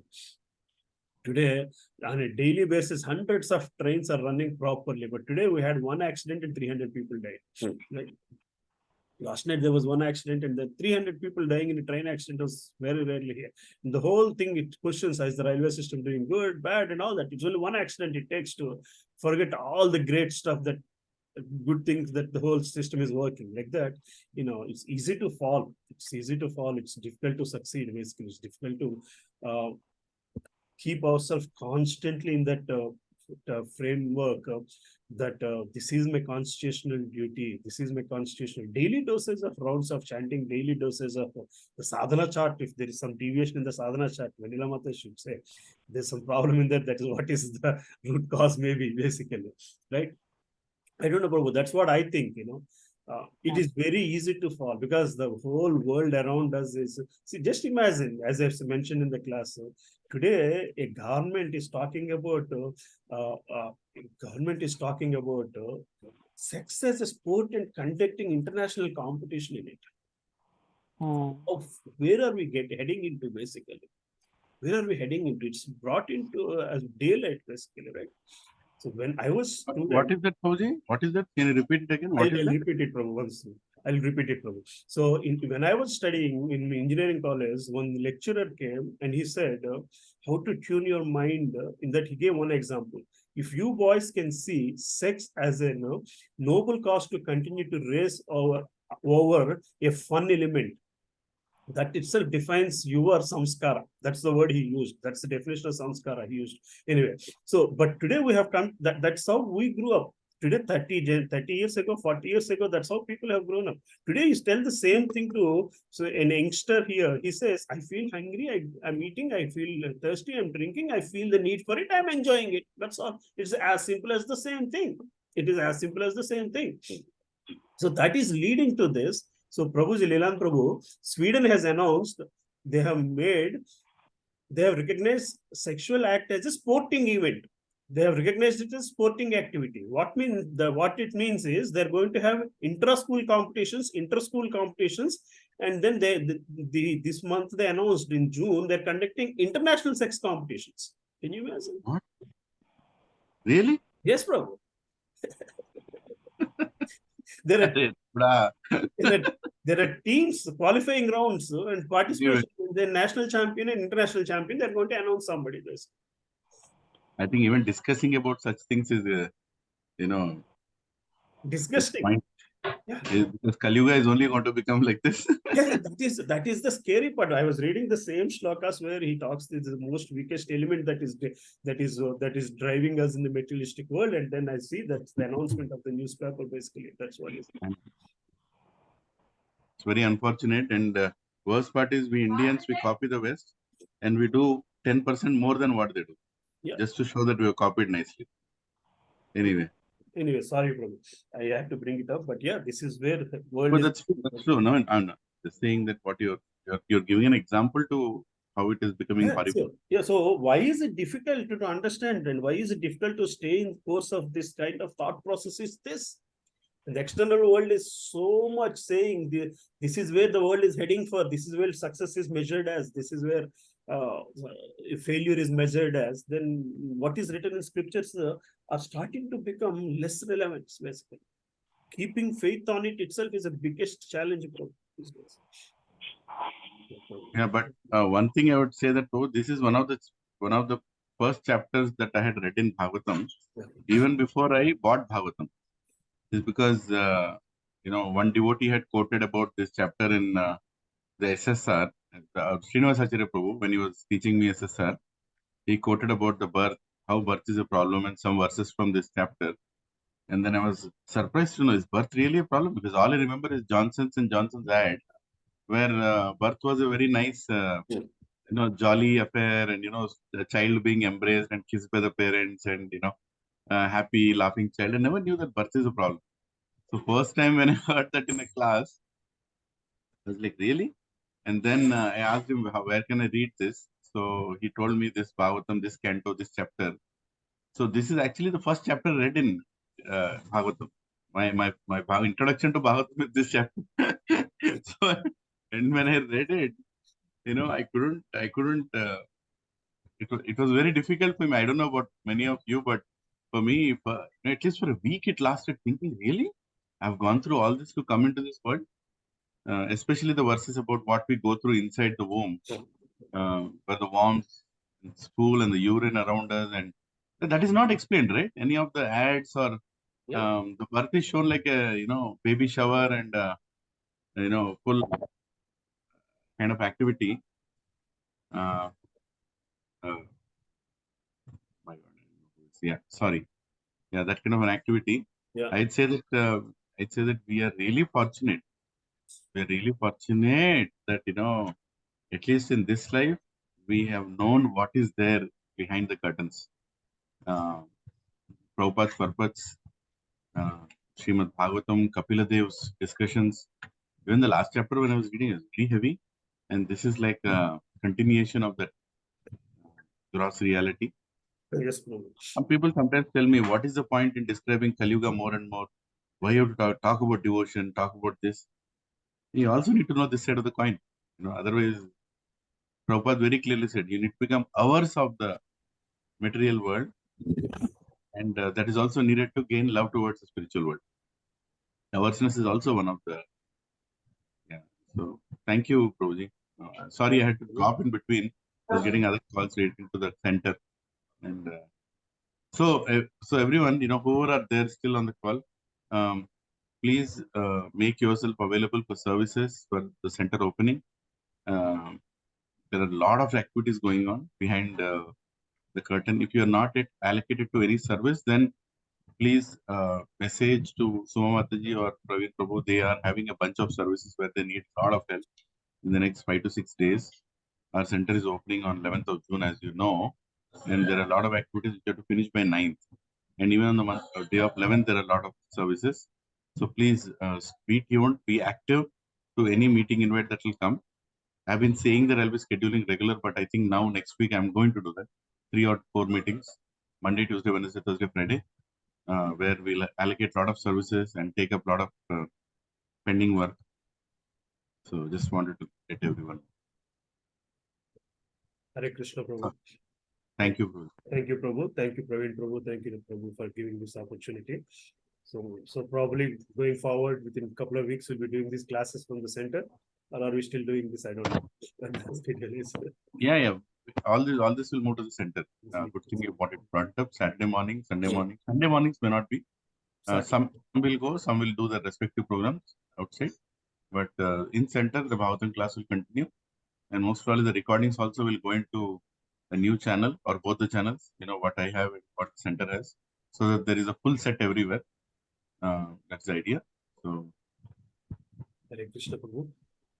Forgive me if I said anything wrong, if I put in any wrong examples or anything. Hare Krishna. Sukadev was not told anything wrong. He didn't tell anything wrong. But Sukadev not told anything wrong. So how can you tell anything that is wrong? They did anything wrong. Basically. You're just repeating what they told. Hare Krishna. Hare Krishna. Hare Krishna. Jivan Prabhu. Prabhuji, we asked so many people to subscribe, right? That now almost 1,000 plus people have subscribed to the channel. Does someone want to stop the recording? Yes.